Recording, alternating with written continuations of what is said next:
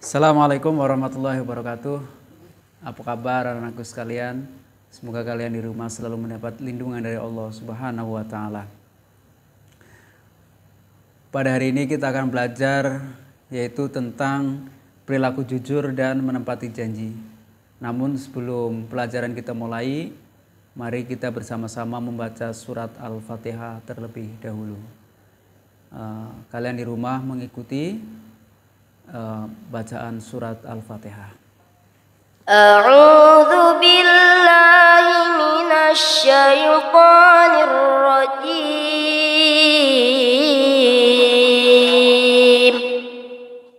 Bismillahirrahmanirrahim. Alhamdulillahi rabbil alamin.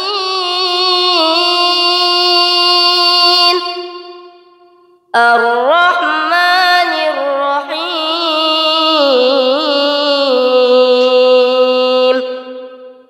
Maliki yaumiddin.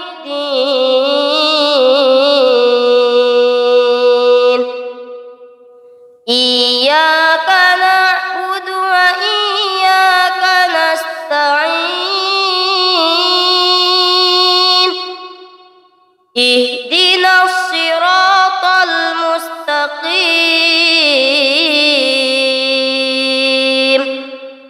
Siratal ladzina an'amta 'alaihim ghairil maghdubi 'alaihim waladdallin.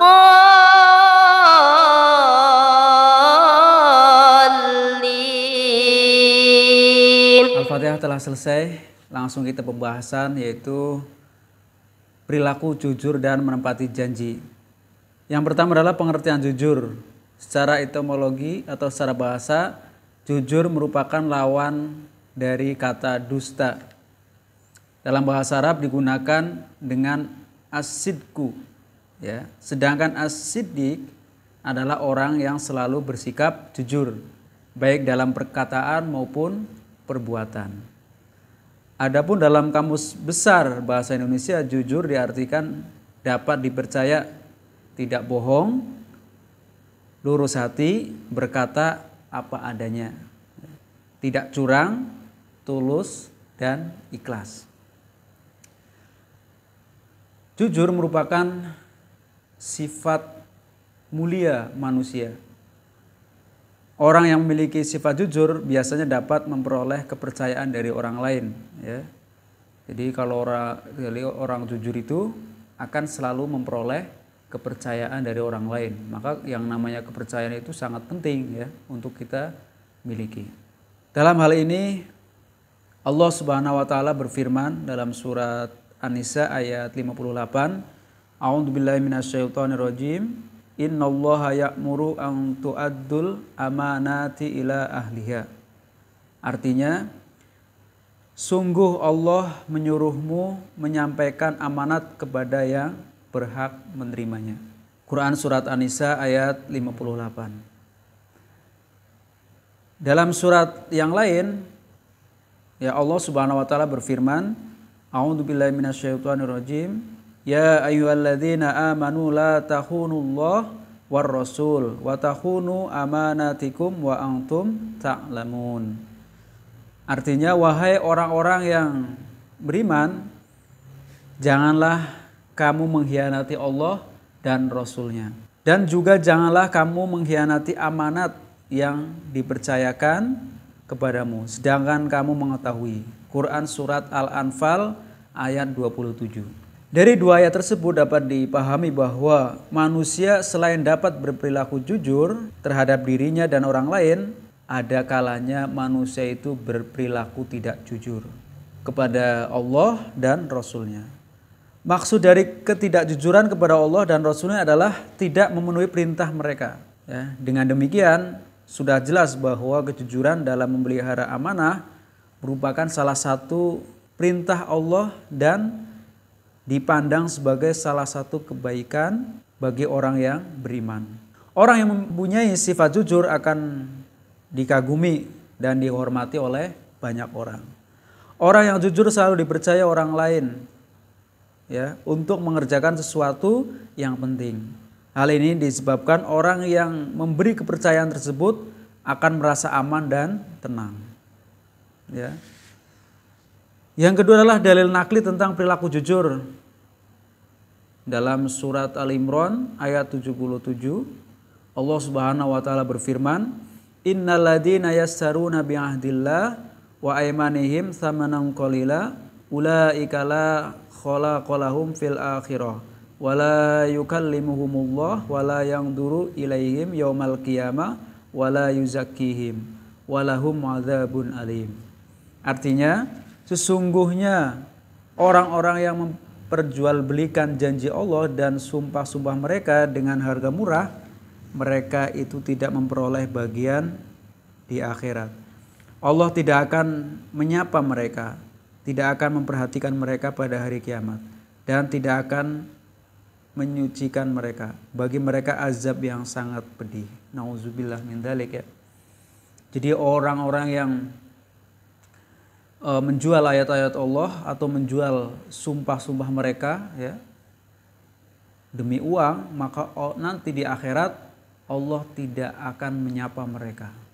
Terus yang kedua, dalam surat Al-Ahzab ayat 70, Allah Subhanahu wa taala berfirman, "Ya ayyuhalladzina amanu taqullaha wa qulu qaulan sadida." Artinya, wahai orang-orang yang beriman, bertakwalah kamu kepada Allah dan ucapkanlah perkataan yang benar. Jadi begitu banyak ayat-ayat di dalam Al-Quran yang menerangkan tentang kejujuran. Jadi begitu penting manusia itu memiliki sifat jujur. Karena jujur itu akan membuat orang menjadi sukses. Sukses di dunia maupun di akhirat. Yang ketiga adalah berperilaku jujur dalam kehidupan sehari-hari. Jujur adalah modal dasar untuk bisa dipercaya. Jika selalu berperilaku jujur, niscaya kamu akan dipercaya. Dengan adanya kepercayaan orang lain kepada kita, maka hidup kita akan menjadi mudah. Sebab orang bisa hidup dengan baik jika ia bisa bergaul dengan mengembangkan pergaulan dengan baik.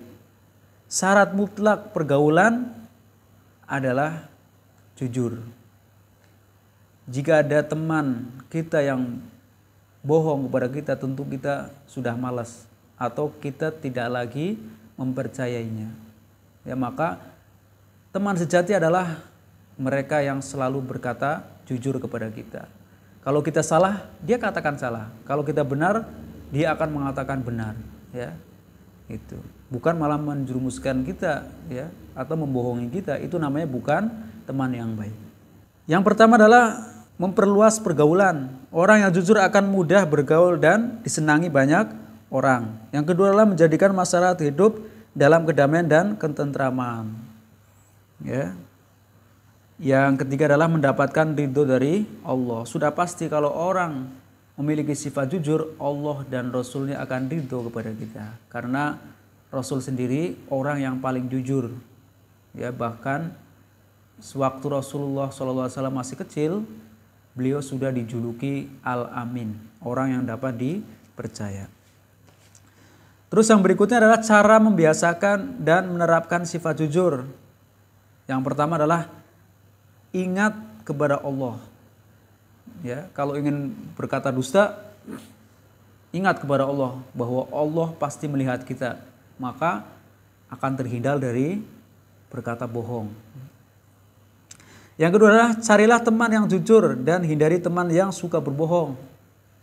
Kalau kita mempunyai teman yang jujur, maka dekati dia. Tapi kalau kita punya teman yang suka berbohong sama kita, jauhilah, ya, karena itu tidak baik untuk kita. Yang ketiga adalah carilah lingkungan yang jujur dan hindari lingkungan yang buruk. Ya, itu. Karena teman ini sangat luar biasa pengaruhnya untuk kehidupan kita. Kalau teman kita baik, insya Allah kita akan menjadi orang yang baik. Sebaliknya kalau teman kita buruk, maka kita akan ikut-ikutan menjadi orang yang buruk. Contoh, kalau kalian dekat sama penjual minyak, maka kalian akan ikut harumnya. Sebaliknya kalau kalian dekat dengan orang penjual ikan asin, maka kalian akan ikut bau ikan asin. Begitu pula dengan teman. Kalau kalian punya teman baik, insya Allah kalian akan ikut baik. Gitu. Yang kelima adalah macam-macam kejujuran. Ya. Yang pertama adalah jujur dalam beragama. Ya. Hal ini adalah kedudukan yang paling tinggi. Ya. Sebagaimana jujur dalam rasa takut, pengharapan, rasa cinta, dan tawakal. Yang kedua adalah jujur dalam niat dan kehendak. Ya. Hal ini kembali kepada keikhlasan. Ya. Yang ketiga adalah jujur dalam ucapan. Ya, wajib seorang hamba menjaga lisannya, tidak berkata kecuali dengan perkataan yang benar dan jujur. Sebagaimana firman Allah yang artinya, wahai orang-orang yang beriman, bertawakallah kamu kepada Allah dan ucapkanlah perkataan yang benar. Gitu. Quran surat Al-Ahzab ayat 70. Yang keempat adalah jujur dalam tekad dan memenuhi janji. Ya. Jadi kalau kalian berjanji sama orang, sama janji hutang ya, membayar bulan depan, ya harus dibayar. Yang kelima adalah jujur dalam perbuatan, ya, berarti melaksanakan sesuatu pekerjaan sesuai dengan yang diridhoi Allah Subhanahu wa Ta'ala. Yang berikutnya adalah manfaat memiliki sifat jujur. Yang pertama, dalam menjalani kehidupan sehari-hari tidak merasa dibebani. Ya, sudah pasti kalau kalian jujur, hidup kalian tidak akan terbebani. Yang kedua adalah timbul rasa percaya pada diri sendiri, ya, tidak minder, ya, tidak merasa takut. Wah, jangan-jangan nanti saya ketahuan. Itu orang yang memiliki sifat bohong, dia akan tidak percaya diri, ya. Itu. Terus yang ketiga adalah dampak sifat jujur dalam keluarga, ya, tentunya membuat anggota keluarga tersebut menjadi nyaman, ya, antar keluarga. Jadi di dalam keluarga pun harus jujur. Terus yang berikutnya adalah pada diri pribadi akan timbul sikap yang tidak selalu bergantung kepada orang lain. Ya. Yang kelima, kejujuran membawa pelakunya bersikap berani karena ia berpegang teguh pada apa yang diyakini dan tidak ragu-ragu. Yang keenam, dengan bersikap berkata dan memiliki sifat jujur, tentunya Allah Subhanahu wa Ta'ala akan memberi balasan berupa kebaikan yang tidak terkira kepada kita. Ya, jadi kalau kalian berbuat jujur, maka Allah akan memberikan balasan yang luar biasa.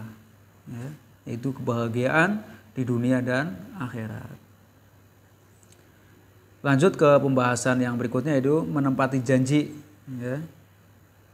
Janji menurut bahasa atau Kamus Besar Bahasa Indonesia adalah perkataan yang menyatakan kesediaan dan kesanggupan untuk berbuat. Ya. Itu. Al-Quran menggunakan 3 istilah yang maknanya berjanji, yaitu yang pertama adalah wa'ad.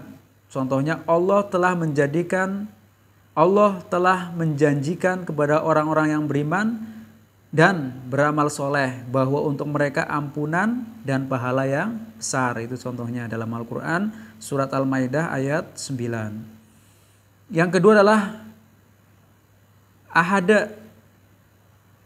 Contohnya adalah dalam surat Al-Mu'minun ayat 8, dan sesungguhnya beruntung orang-orang yang memelihara amanat-amanat dan janjinya.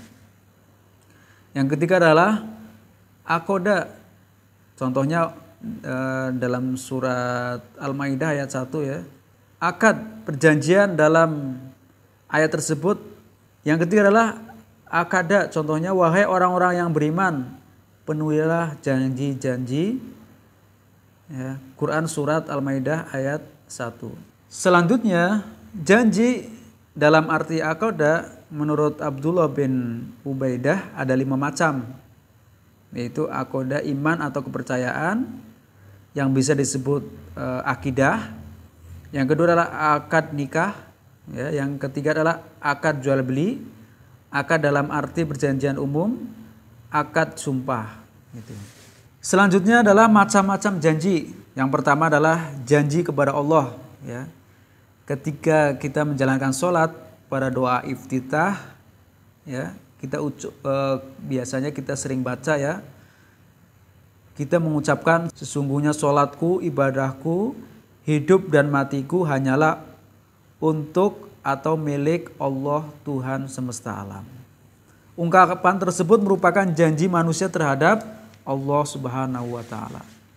Yang kedua adalah janji terhadap diri sendiri. Janji terhadap diri sendiri biasanya diucapkan untuk dipenuhi setelah berhasil melewati suatu cobaan atau tantangan sebagai wujud syukur. Nah, contoh seorang yang naik kelas, ya, kalau saya naik kelas maka saya akan berpuasa selama 3 hari, ya, maka itu janji kepada diri sendiri. Terus yang ketiga adalah janji terhadap sesama manusia, ya. Janji macam ini banyak ragamnya, ya. Ada yang berjanji dengan seseorang untuk hidup selama mati, ada yang janji untuk membayar utang setelah rumahnya laku terjual, ada yang janji memberangkatkan haji orang tuanya nanti setelah proyeknya selesai. Itulah janji kepada orang. Terus yang ketiga adalah hukum memenuhi janji. Yang pertama adalah sunnah memenuhinya, artinya boleh ditinggalkan. Misalnya orang yang berjanji untuk meninggalkan sesuatu yang tidak diperintahkan agama. Misalnya sejak hari ini saya tidak akan makan sambal. Wah, itu sunnah ditinggalkan, ya, karena tidak berkaitan dengan agama. Terus sunnah tidak memenuhinya, contohnya adalah orang yang berjanji tidak bersumpah akan melakukan suatu perbuatan, ya, misalnya jika saya lulus sekolah saya mau kursus menjahit, ya, itu. Terus yang ketiga adalah wajib, ya, tidak memenuhi janjinya, misalnya adalah janji untuk berbuat jahat. Selanjutnya adalah hikmah menepati janji. Yang pertama adalah dengan menepati janji kita terhindar dari sifat munafik, ya. Karena salah satu ciri orang munafik kalau dia berjanji dia mengkhianati. Yang kedua adalah dengan menepati janji dapat menjadi jalan untuk masuk surga Firdaus. Ya, surga Firdaus hanyalah diperuntukkan bagi orang-orang yang memiliki sifat-sifat baik. Yang ketiga adalah dengan menepati janji kita akan terbebas dari tuntutan baik di dunia maupun di akhirat. Yang keempat adalah dengan menepati janji kita meneladani sifat Allah yang tidak pernah mengingkari janjinya. Yang kelima, dengan menepati janji kita akan dipercaya orang lain. Ya, sudah pasti, ya. Itu karena menepati janji adalah salah satu sifat Nabi kita, Nabi Muhammad SAW. Yang keenam adalah dengan menepati janji kita akan menjadi pribadi yang berwibawa, ya, tidak disepelekan orang. Wah, kalau orang suka berbohong atau tidak menepati janji pasti akan disepelekan orang, gitu, ya. Terus yang berikutnya, dengan menepati janji kita akan terhindar dari dosa besar, ya. Gitu. Terus yang berikutnya, dengan menepati janji hubungan antar individu akan terjalin harmonis.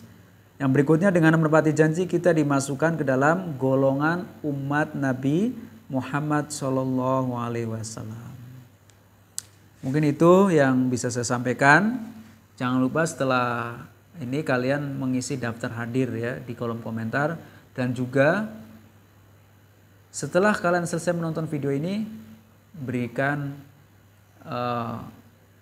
rangkuman atau kesimpulan apa yang saya jelaskan di kolom komentar. Sekian dari saya akhiri. Assalamualaikum warahmatullahi wabarakatuh.